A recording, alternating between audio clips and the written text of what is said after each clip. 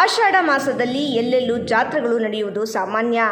ಚಿಕ್ಕಬಳ್ಳಾಪುರ ತಾಲೂಕಿನ ಬಹುತೇಕ ಎಲ್ಲ ಗ್ರಾಮಗಳಲ್ಲಿಯೂ ಆಷಾಢ ಮಾಸದ ಜಾತ್ರೆಗಳು ನಡೆಯುತ್ತಿದ್ದು, ಚಿಕ್ಕಬಳ್ಳಾಪುರ ತಾಲೂಕಿನ ಅಗಲಗುರ್ಕಿ ಗ್ರಾಮದಲ್ಲಿ ಇಂದು ಪಟಾಲಮ್ಮ ದೇವಿ 5ನೇ ವರ್ಷದ ಜಾತ್ರಾ ಮಹೋತ್ಸವ ಅದ್ಧೂರಿಯಾಗಿ ನಡೆಯಿತು. ಪಟಾಲಮ್ಮ ದೇವಿ ಶಕ್ತಿ ಸ್ವರೂಪಿಣಿಯಾಗಿದ್ದು ಆದಿಪರಾಶಕ್ತಿಯಷ್ಟೇ ಮಹಿಮೆ ಉಳ್ಳವರೆಂದು ಸ್ಥಳೀಯರ ನಂಬಿಕೆಯಾಗಿದೆ. ಪ್ರತಿ ವರ್ಷ ಆಷಾಢ ಮಾಸದಲ್ಲಿ ಪಟಾಲಮ್ಮ ದೇವಿಗೆ ಜಾತ್ರೆ ನಡೆಸುವುದು ರೂಢಿಯಾಗಿದೆ. ಪಟಾಲಮ್ಮ ದೇವಿ, ಸಫಲಮ್ಮ ದೇವಿ, ಮಾರಮ್ಮ ದೇವಿ, ಯಲ್ಲಮ್ಮ ದೇವಿ, ದೊಡ್ಡಮ್ಮ ದೇವಿ ಮತ್ತು ಮುನೇಶ್ವರ ಸೇರಿ 5 ದೇವರಿಗೆ ಇಂದು ಜಾತ್ರೆ ಅದ್ಧೂರಿಯಾಗಿ ನಡೆಸಿದ್ದು, ಚಿಕ್ಕಬಳ್ಳಾಪುರ ಸೇರಿದಂತೆ ಸುತ್ತಮುತ್ತಲ ಪ್ರದೇಶಗಳಿಂದ ಅಪಾರ ಸಂಖ್ಯೆಯಲ್ಲಿ ಭಕ್ತರು ಆಗಮಿಸಿದ್ದಾರೆ.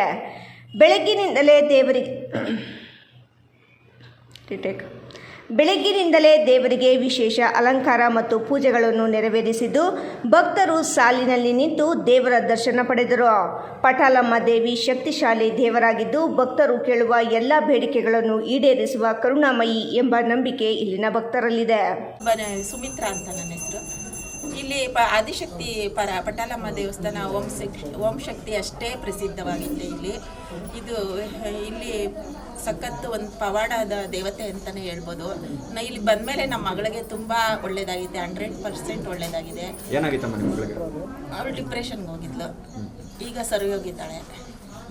ನಾವು ಬರ್ತಾ ಇರ್ತೀವಿ ತಿಂಗ್ಳಿಗೆ ಒಂದು ಟೈಮ್ ಆದ್ರೂ ಎಲ್ಲ ರೀತಿಗೂ ಸಂತಾನ ಭಾಗ್ಯಕ್ಕಂತೂ ಫಸ್ಟು ಪ್ರಿಫರೆನ್ಸ್ ಕೊಡ್ತಾರೆ. ಜಾತ್ರೆ ಮಾಡ್ತಾ ಇದ್ದೀರಲ್ಲ, ಏನು ಅನಿಸ್ತದೆ ಇವತ್ತು? ಅದೇ ನೋಡೋಕ್ಕೆ 2 ಕಣ್ಣು ಸಾಲದು ಅಷ್ಟು ಚೆನ್ನಾಗಿ ಇದ್ದಾಳೆ ಅಮ್ಮ. ವರ್ಷನೂ ಇಂಪ್ರೂವ್ ಮಾಡ್ಕೊತಾನೆ ಇದ್ದಾಳೆ. ವರ್ಷನೂ ಹೆಚ್ಚೆಚ್ಚು ಇನ್ನೂ ಭಕ್ತಾದಿಗಳನ್ನ ಇದು ಮಾಡ್ಕೊತಾನೆ ಇದ್ದಾಳೆ.